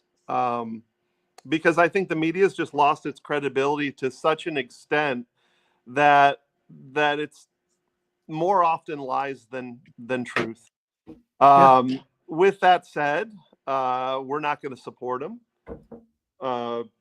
We'd let the Starlink go, and we'll see what's happening. We just gotta take caution as we Yeah. go forward, but it doesn't really change our everyday lives very much. Yeah, I mean, I don't think that there's anything more we could do with this place that hasn't been done. And with our group of friends. Have you guys made tinfoil hats yet? You're right. We've not done that. Every pig Crafted. class, we have to do it for the tureen. Hey, there's Dennis. Eat it for in pate. Hollywood Every house tonight. pate here gets its own tinfoil hat, and it's delicious. What's up, Dennis? Kyle, what about you?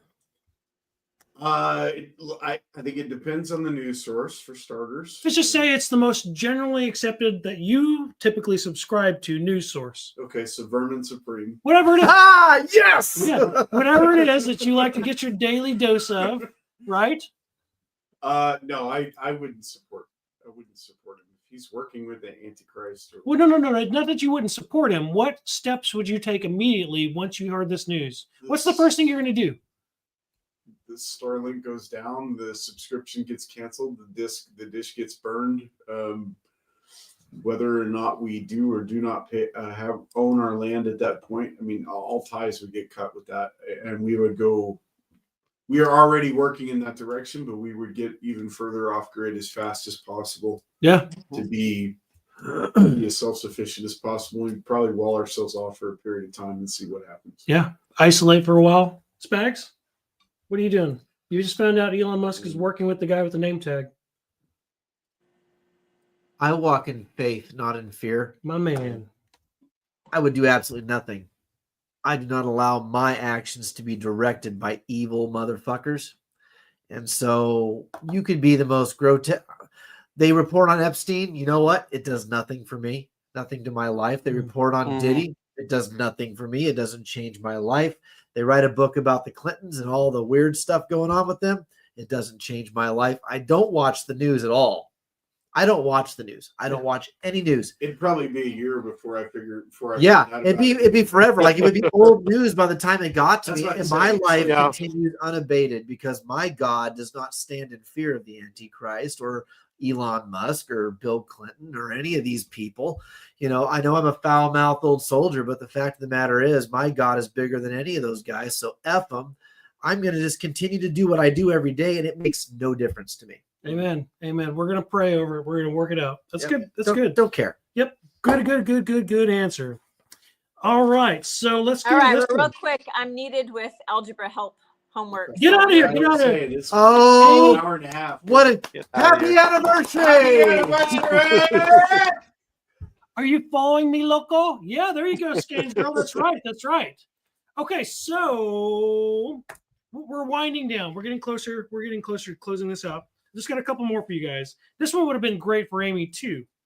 So, if a significant portion of the global population, Sean, suddenly disappeared, just vanished, and widespread panic and religious interpretations ensued, how would you navigate this event, considering the potential breakdown of societal structures, provided you're still here, and you just survived. I'm left behind. She's gone.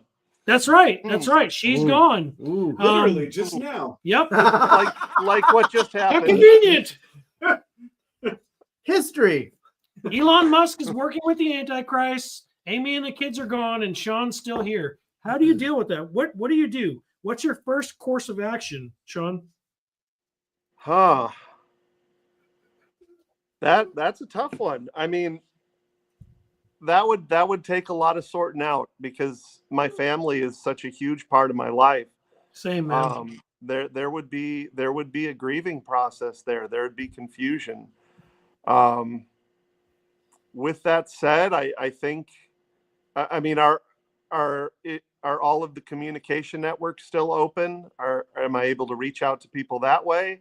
Yeah, it looks like the world is still functioning, but now just like a good chunk of people have, according to what some people would call, there was a rapture, right? And people are missing, including your wife and your kids. There's just a pile of clothes where they were standing 5 minutes ago. Your algebra homework. Wow. Wow. That would be something. That's some left behind stuff right there. Yeah. I want to know what kind of drugs you're on. Yeah, I mean there would be some mourning. There would be trying to find what's going on in the world, what I'm supposed to do with my life at that point.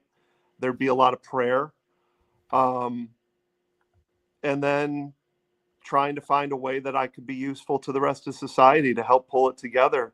And I think I'd be more beneficial in a smaller community like this than going into the cities where it's going to be chaos and looting and all that. So Actually,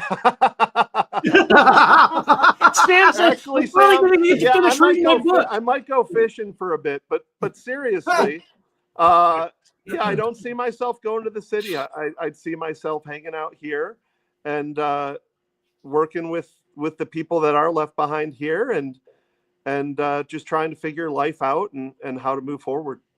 Yeah, that is a hard question. It's supposed to be emotionally provocative. Kyle, what about you? Laura and mom and dad and everybody's gone. Kyle's left at home and you've got your puppies at least. So maybe. What's your first order of action when you look around and you see a pile of clothes and everyone's gone? I would be in prayer first and foremost. There's a reason for it, and I want to know why, or find direction, but then to start taking action. Yeah. What's your first order of action beyond praying? I would say I'd have to take account of what's left. Mm-hmm. Who's left? What's around me? What's operational? Who's? Yeah, I don't know. That's when you're in that moment. That's a hard one. It is a painful one. I don't know. I really don't. I mean, I would like to think that I would have the wherewithal to seek out others in the community and find out. Go find out if your buddies are still hanging out. Yeah, yoke up. My family is my first community, so amen. I can't or don't want to do life without them. But if I'm stuck in that situation, you got to find someone else to do life with. Yeah. So. Introverted or not, that's the first order of business, I would say. You take account of what's left and who's left. And Bobby, what about you, man? Wife, kids are gone, piles of clothes. Christine, Larry, Brian, they're all vamonos. Just Sergeant Spags and a bottle of booze. I know what I would do. I would be the Reed. You'd be Sam Russell. Set free. I would be set free from all obligation, and I would wreak a path of destruction until I met my own violent end. I know what I would do. I know who I am at my core, and I'd put the call out. Who wants to go? I would be the prophet of God when he looks up to the tower. And you were left behind for a reason. Sees Jezebel. Yeah. And he says, "Who is on my side?" And the eunuchs show up and push Jezebel out of the tower. I would be the prophet of God. Yeah. I would go forth and I would destroy all evil as I saw it until such time as I, who live by the sword, would fall by the sword. Yeah. I know that. I know who I am. That's a fantastic answer. Cindy, I'm right there with you, honey. I would do a reality check, a sobering reality check. And then I would go yoke up with Corporal Russell and Sergeant Spags as we went around becoming terror watch list guests. I could get down with that too. Yeah. Yeah. There's only one thing to do. When you lose that grounding. Look, guys, we as men are inherently violent creatures. We are. We're silverbacks fighting over a girl in a parking lot. That's what we are. And our base instinct is to do that sort of thing. And it's only the grounding of our God, and it's the grounding of family, and it's the grounding of traditional family values that has reined in what men are over time. And that's why traditional values and marriage and being a father and a husband is so damn important to modern society, because that's what ties us to the peace that Gives you holds It balances society us out. together. You remove that from a guy, we have nothing left. Yeah. There's nothing left when you take our wives. There's nothing left when you take our children. So woe to Except- those people Except who would to conquer new ground. Right. I will invoke my white privilege and I will become a colonizer once again. Hey, But I will- slow down there, white guy. Calm down. Calm down. No, Your I- male privilege, there- not your white privilege. yeah, I like to say it though, because Slow down there, Bobby. Slow down. it gets Yeah, the slow heckles down up. there, buddy. Slow down. The fact is, though, you take that from a man, you take his wife, you take his children, you have just unleashed a whirlwind. You are bringing a war to your doorstep that you are neither willing nor prepared to fight. Yeah. It's like killing John Wick's dog. It's like killing John Wick's dog. I That's will exactly it. I will raise your fucking city to the ground if that's what I see fit to do, because there's no more grounding for a guy after that. You lose that, you're done. You lose purpose, and at that point, you become purpose. That's good. That's a great answer, Hey, guy. I would get my butt to church and see who's left. I Sean. wouldn't go on some violent rampage. I would try to figure out what's next. What can I do next to be good in this world? Yeah. And to help the world get through it. See, Sean is a wreath. Sean is the wreath. Sean, I'm right there with you. We have to have My- next my- time you're up Midwest, we got to have that conversation. I don't think Sean and I have had the conversation. My only thought there, though, is if our bodies, if the bodies of my loved ones have evaporated and I've been left behind, it's less that they're gone to heaven. Is my thought. And if they're gone to heaven and I wasn't taken, Right. there's a reason for There's a it. reason and there's for a that. righteous anger for that. Right. Yeah. So I understand your perspective, but I would balance it with I'm gonna try and find people first, because more wolves are better than one. Oh, sure. Building a wolf pack to go on the hunt is far smarter than going lone wolf. Absolutely. But the goal would still be the same. You're not wrong. Yeah. Yeah. I'm right there with you, Scott. I'm not a harmless man. I'm a peaceful man, and there's a difference. Don't make me I am under voluntary control, and the only thing that keeps most men in voluntary control is the fact that we have wives and children. Okay, so we've covered the Antichrist. We've covered a biblical rapture. We've covered alien invasion. Let's go with this one. This is a little bit less less Wow, hard. we covered a bit tonight. Okay, let's go with this one. This was a little bit this was a little softer, okay? So Sean, we have credible scientific data indicating an imminent catastrophic eruption of the Yellowstone supervolcano. cool. It is projected to cover a significant portion of the United States in meters of ash all the way down to Texas, Yep. leading to widespread infrastructure collapse, agricultural devastation, and a potential volcanic winter that will last for years. Given limited warning and the scale of this disaster, what is your immediate long-term strategy to protect your family? Time to move to Argentina. Let's Yep. go. Get You're in close the to car, Mexico. You start gotta leave. driving. We'll get into a scrap or two in the Darien Gap. It's going to be a great time. Let's do this. Learn Yes. Spanish on the way.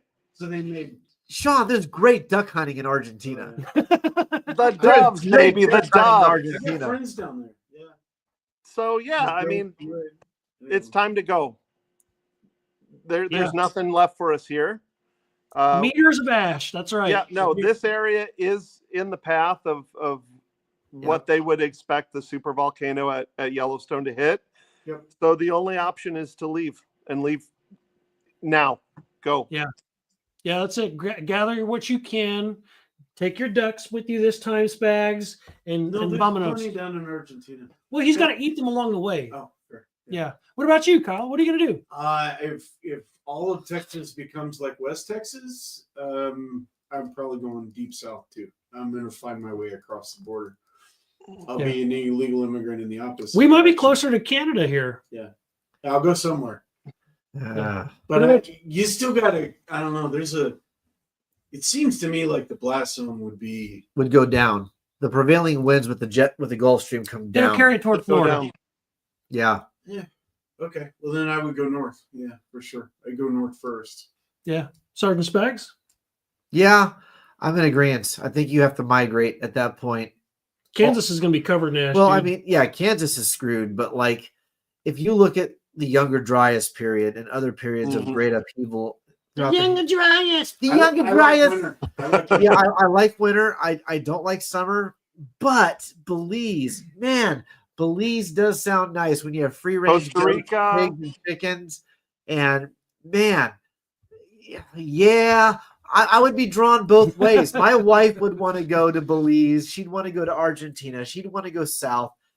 I myself would like to absolutely hand jack a caribou or a moose with a buck knife. So going north seems more my, I don't know. No, Yeah. you got to get out of the northern hemisphere. You've got to go south. You got to get below the equator. Not if the poles flip. The polls just flipped, apparently. I just saw 3 articles today saying the polls have officially flipped. I've been telling you guys this for a long time. The North Pole's been moving towards Siberia. For- the South Pole yeah. is actually just outside of South America right now. It is. It's crazy. We are living through history, gentlemen. If it's flipped, I'm waiting for the, I don't know, Moved further in the last 5 or 6 years than it has in like the last 50. Yeah. Yeah. How long have I been talking to you guys about this? Yeah. Long time. It's we're coming. We're getting closer. If it's a pole flip, we can hopscotch for it. Maybe, unless you're like All your loco. compasses are no longer going to work. I know, right? We're all pointing to the magnetic east. What the hell's that's all about? Our buddy Loco, he lives in the Philippines, and you might get a tsunami there, buddy. It's gonna be bad.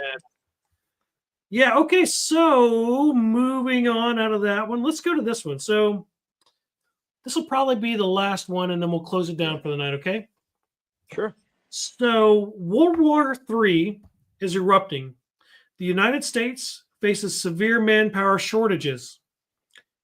The government has implemented a draft with aggressive tactics that mirror reports of what's going on or had been going on in the Ukrainian street conscription programs. I thought that's why they just opened the border. Are you familiar with that, Sean? Yeah. What's been going on in They're Ukraine? showing up at the mall and they're grabbing them and conscripting them.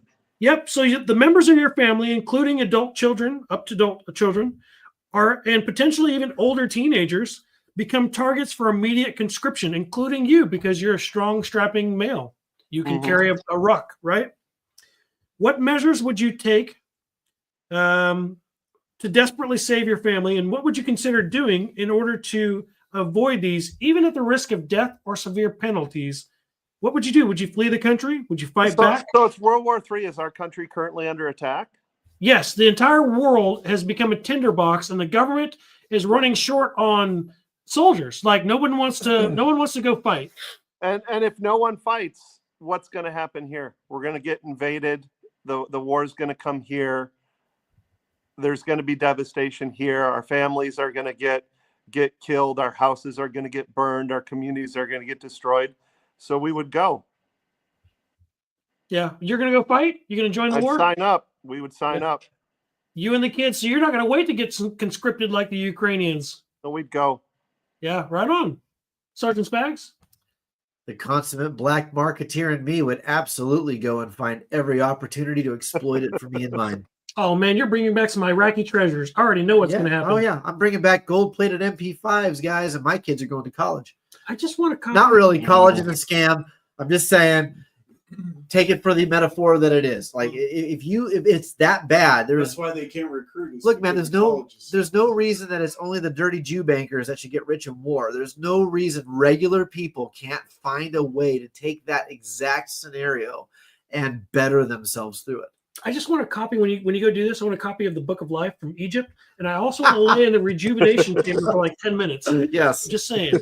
I will find a way to exploit the situation for the community around me and my family. Can I get one of those little cool cones that moves bricks and rocks and stuff? Yeah, we're gonna build all the pyramids. Yes.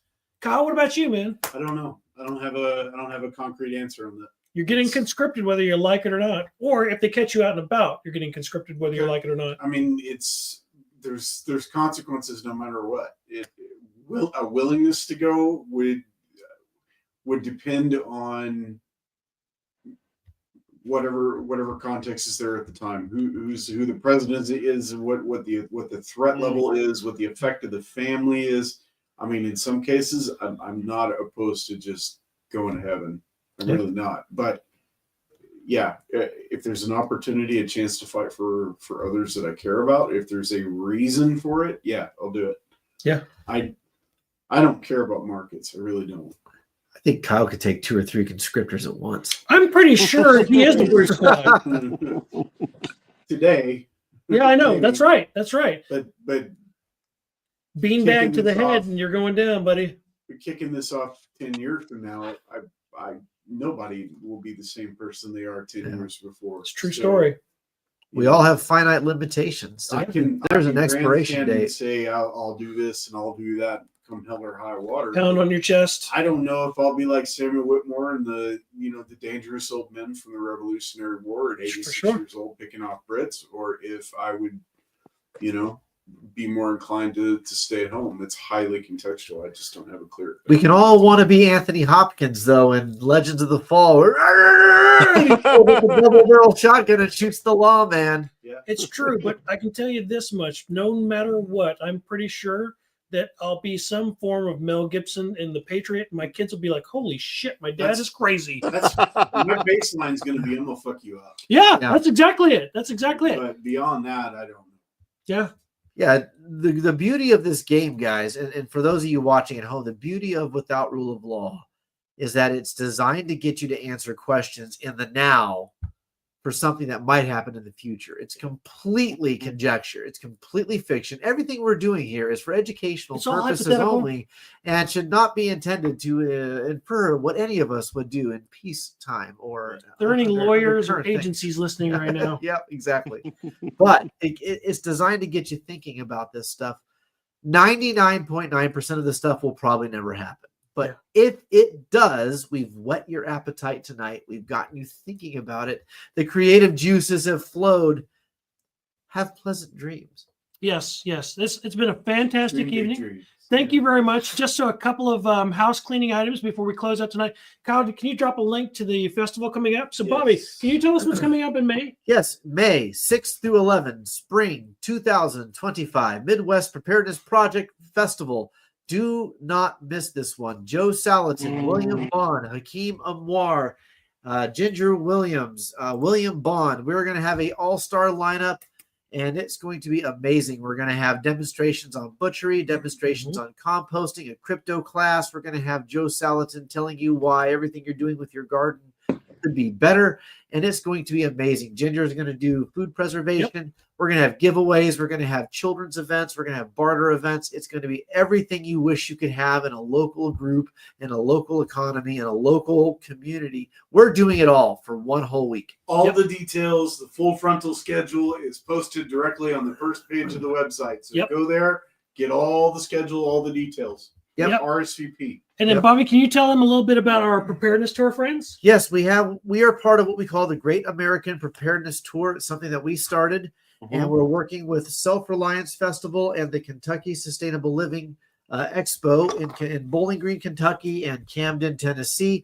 We're in talks with a couple of other individuals for potentially bringing some other events into the tour, and the idea is to get you away from your TV, away from your smartphone, away from the electronics, away from your stupid Super Bowls and your halftime shows, and you're going to get into the world with real people and do real stuff across the country. And at all of these different events, you're going to pick up a poker chip because it's the easiest way to do a chit.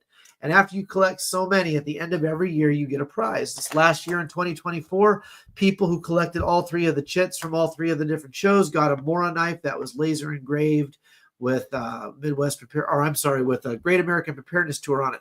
We're going to continue to build on that tour, add more events, add more shows, and it will give you the opportunity to do what people did in the 40s, the 50s, and the 60s when they got in their car with their families and traverse the country to see amazing things. Only instead of it being a ball of yarn and a giant jackalope in the Empire State Building, you're going to go to events where you get to actually get in the dirt with people and prepare and get educated and get equipped and all of that sort of stuff. So please go to the greatamericanpreparednesstour.com. Down here at the bottom. The link's in the bottom. You'll be able to see all the events on the tour, and we are going to actively pursue adding more to that so that we have more of a great reach across the entire country. A very robust and redoubted group of people have put this thing together. Guys, we cannot tell you enough. Get out there, get off the computer, and do first-person shit. After the live. Mhm. Yes, after the live. But get out there and be the hero of your own story, right? Don't just sit back and watch people do stuff like this. Get out there and do it yourself. You can, and we'll show you how. Come out to the festival in a few weeks. We will absolutely walk you through it step by step. Okay? You get to see Patrick and I on our death scooters. Death Scooter Squad! Death Scooter Squad. Yes, and eventually we're going to get Sean to come back by and teach you how to make ass bacon. Ass bacon. Sean's been a presenter at our event. I'm Kyle's waiting been for a y'all to presenter tell at the me. event. I need to know when the fall Midwest Preparedness event is, Okay. because we are in the planning stages right now of having an event down here, but I need to know what your schedule is before we figure out our schedule. Copy that. We will. We will get with you after this, sir. Okay, so that's going to conclude tonight's activities. We hope you all had a great time. Sean, thank you again for being with us on your 18th Yes. anniversary. Tell Amy, thank you. I will. Thanks, guys. Tell those kids to behave themselves. Yes, they get to go to 4-H next time. Anyways, thank you all for coming out and joining us this evening. We hope you had a great time. Go to www.midwestpreparednessproject.com.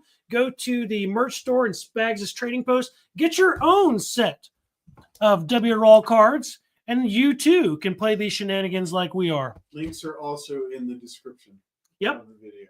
Thank you all. We love you guys. Have a great night, and thank you for spending it with us. Have a good night, folks. Good night, all.